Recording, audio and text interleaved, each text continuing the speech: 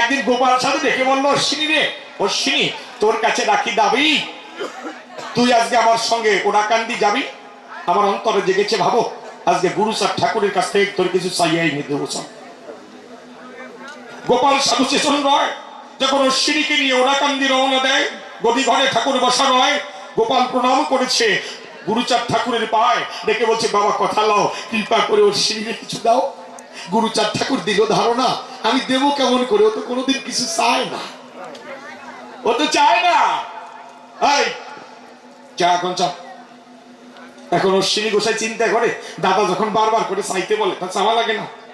এই চা তাড়াতাড়ি চা বল। দেখেন চাওয়াটা, দেখেন চাওয়াটা ছোট না, আমরা তো বুঝি না। চা। গুরুচাঁদ ঠাকুর ডেকে বলছে, অশ্বিনী তুই চা।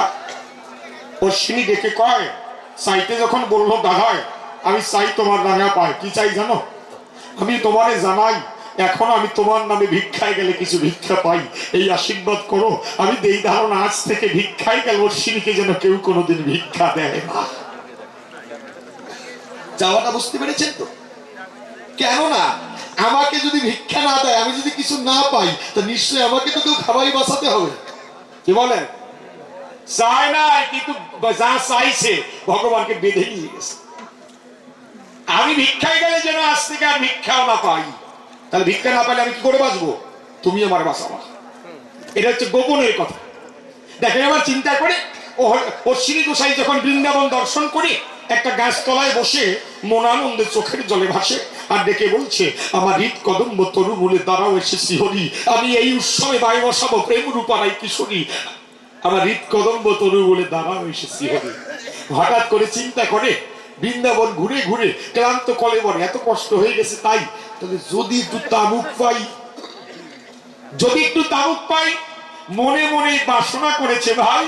এমন সময় আপনাদের কাছে বলি খুলে, ছোট্ট একটা ছেলে অশ্বিনী গোসার কাছে এসে দেখে বলে, ও গোসাই তামুক খেতে ইচ্ছা করেছে না, তামুক খাওয়া। বসে শুনেন বিজ্ঞ দল, তখন অশ্বিনী গোসাই তামুক ধরে তামুকে টান দিল। হঠাৎ করে চিন্তা করে, আমি মনে মনে তামুক খেতে চাইলাম, এবারে এই মনের কথা বুঝে কে আসলো, তাকিয়ে দেখে ভাই ওই ছেলেটার ওই জায়গায় নাই। অশ্বিনী গোসাই চিন্তা করে, তো আর কেউ না, এমন হরি ছাড়া আর কেউ হতে পারে না। এই জন্য মনের ভাব বুঝে নিয়েছে বৃন্দাবনে আমাকে খুঁজে, তাই তো তামাক সেটে দিল। এখন উনি গান কলম ধরে করেছিল, গান লিখন। আমার একজন চাকর আছে ভাই, মনের ভাব বুঝেছে, কর্ম করে, হারে এমন নফর দেখি নাই। আমার একজন চাকর আছে। যাওয়াটা কি ছোট,